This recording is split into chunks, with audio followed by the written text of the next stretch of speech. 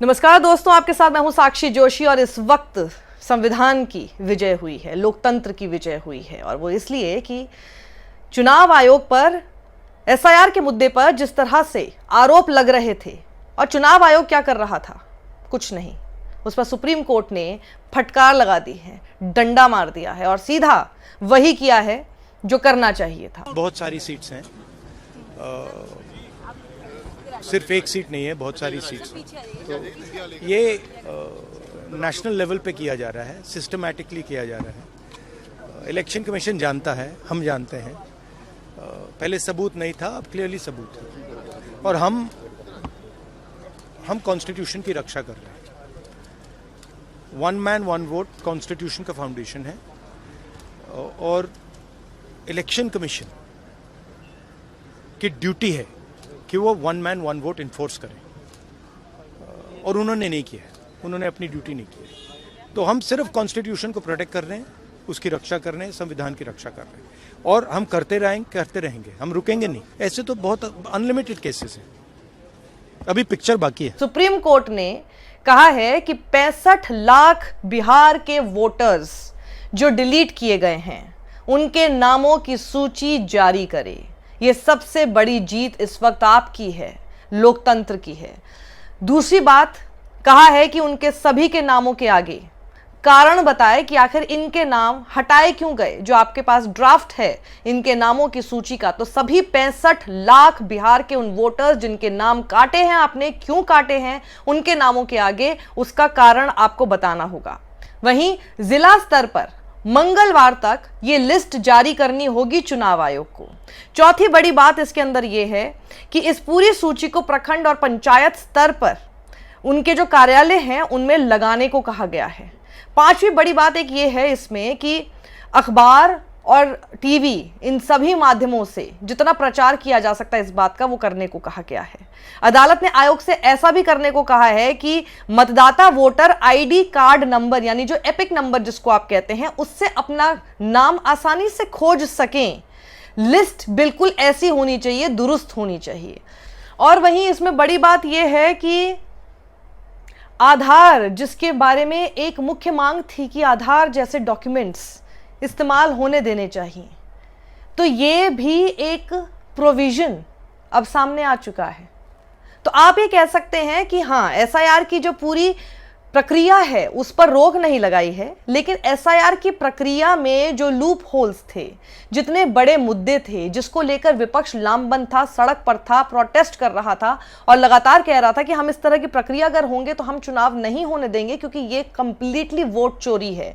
Hashtag vote चोरी जो चल रहा था, उसमें जो बड़ी मांगें थी विपक्ष द्वारा आप लोगों के लिए, लोकतंत्र बचाने के लिए, उनमें से ज्यादातर मांगें मान ली गई हैं। आज का दिन फिर से इस पुस्तक के नाम, इसने सरोकारों की रक्षा कर ली।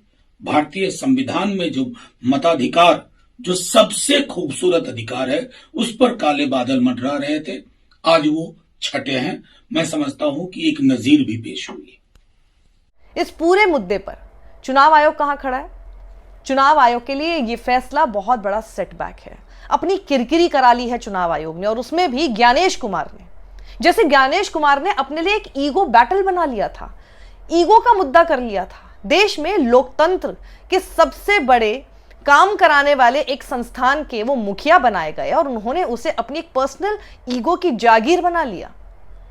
जब आप कोई शिकायत करते हैं, आप सोचिए चुनाव आयोग का काम क्या था? चुनाव आयोग का काम यह था कि फ्री और फेयर इलेक्शन सिर्फ करवाने ही नहीं है, लेकिन फ्री और फेयर इलेक्शंस हो रहे हैं ये भी सुनिश्चित कराना है, और साथ ही आपके मन में इस बात का भरोसा भी डालने का काम चुनाव आयोग का ही था। पर चुनाव आयोग ने क्या किया?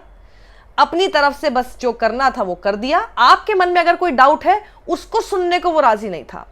सोर्स द्वारा, सूत्रों द्वारा जबरदस्ती मीडिया में खबरें प्लांट कराने में वो ज्यादा लगा हुआ था, और साथ ही शपथ लो, हलफनामे भरो, इस तरह की बातें कर रहा था। सिंपल सी बात है, इतनी बड़ी एक्सरसाइज है, इतना बड़ा लोकतंत्र है, इतना बड़ा इलेक्टोरेट है, आसान बात नहीं है। और अगर उसमें शिकायतें आ रही हैं, उसमें आपकी पूरी प्रक्रिया में फ्लॉज हैं और लोग शिकायत कर रहे हैं, आपका काम होना चाहिए था सिंपल कि आप अपनी शिकायत दीजिए, जहां से रिलेटेड शिकायत दे रहे हैं वहां से रिलेटेड शिकायत दीजिए, हम इसकी जांच करते हैं, कोई त्रुटि पाई गई तो उसको पूरा कर लेंगे। पर ये तो ईगो का इशू कर लिया था, तो इससे बड़ा सेटबैक चुनाव आयोग के लिए क्या होगा कि जो काम चुनाव आयोग को खुद ही कर लेना चाहिए था वो सुप्रीम कोर्ट को कराना पड़ रहा है चुनाव आयोग से।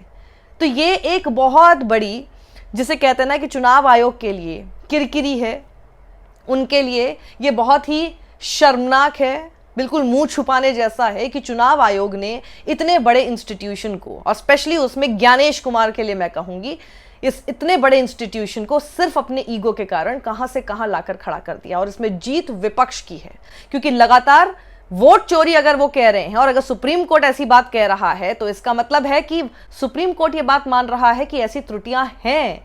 सुप्रीम कोर्ट इस बात को समझ पा रहा है कि वोट चोरी का जो आरोप लग रहा है ये एक भी वोटर के साथ नहीं होना चाहिए। मृतकों के साथ बैठकर राहुल गांधी चाय पीते हुए अगर नजर आते हैं तो ये बहुत बड़ी मौकरी है हमारे पूरे चुनाव आयोग की इस पूरी प्रक्रिया की। बैठकर हंस लीजिए, 10 तरह के आरोप लगा लीजिए, और बीजेपी की तरफ से भी हम यही देख रहे थे, डिफेंड करने में लगे हुए हैं चुनाव आयोग को। तो ये किरकिरी सिर्फ अब चुनाव आयोग की नहीं हुई, क्योंकि चुनाव आयोग जो भी कर रहा था उसको तो आंख मूंदते हुए, सिर्फ इसलिए कि विपक्ष उसके खिलाफ बोल रहा था, तो भारतीय जनता पार्टी के बड़े से बड़े, दिग्गज से दिग्गज जितने नेता हैं वो बयानबाजी करने में लगे हुए थे और चुनाव आयोग के साथ खड़े हुए नजर आ रहे थे, जिसके बाद साठगांठ की खबरें और साठगांठ के आरोप और भी ज्यादा मजबूत होते हुए नजर आ रहे थे। तो ये साठगांठ में अगर आप लिप्त ही नजर आ रहे थे तो ये किरकिरी अब सिर्फ चुनाव आयोग की नहीं है, बल्कि किरकिरी तो फिर आपकी भी है। बहुत तरह के रिएक्शंस भी इसमें आ रहे हैं, पॉलिटिकल रिएक्शंस इस वक्त आ रहे हैं, लेकिन ये मैं कहूंगी कि सुप्रीम कोर्ट ने एक बड़ी लोकतंत्र के लिए जीत इस वक्त हमारे सामने लेकर आई है इस फैसले के बाद। और ये जितनी भी इसमें डिटेल्स हैं वो आप इस वीडियो में और साथ ही मैं आपको खबरों में दिखा रही हूँ, वो आप देख सकते हैं। तो ये अब कम से कम आप लोगों के लिए, अगर आपका नाम कट गया था और आने वाले चुनावों में, क्योंकि एसआईआर की आपको एक एक्सटेंसिव अगर प्रक्रिया को इस्तेमाल करना था तो ये आने वाले समय में अलग अलग स्टेट्स में भी होने वाला था।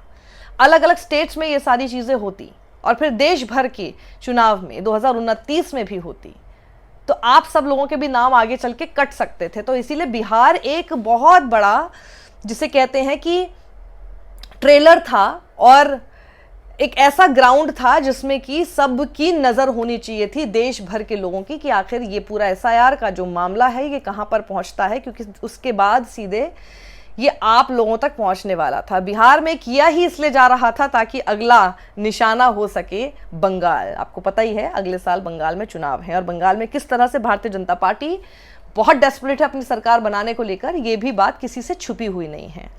तो पहले जिस तरह की, कल तक हो सकता है कि जिस तरह की एक विपक्ष की जो हमें एकजुटता दिखाई दे रही थी इस आपस में, चाहे वो सड़कों पर हो प्रोटेस्ट करने के नाम पर या फिर उसके बाद एक साथ बैठकर डिनर किया और डिनर करते हुए स्ट्रैटेजी बनाई, तो यही होता कि वो या तो मिड टर्म पोल्स के लिए बोलते, क्योंकि ये कहना कि अगर एसआईआर सही है और आप नहीं मानेंगे तो फिर तो अभी तक जितने चुनाव हुए हैं वो गलत ही हुए हैं, या फिर वो फिर एक बड़े लेवल पर सड़कों पर आते, क्योंकि इतनी आसानी से उसको मान जाएं ये मुश्किल होता। तो कम से कम इस पूरे मुद्दे को जनता तक तो पहुंचाते कि देखिए ऐसे माहौल में और ऐसे वोट चोरी के माहौल में हम लोग चुनाव में उतर रहे हैं, अब आपके दरबार में हम हैं, आप देखिए कि क्या कर सकते हैं। तो इस वक्त की बड़ी खबर है, बेहद ज़रूरी खबर है, लोगों से ज़रूर शेयर कीजिए। सत्यमेव जयते।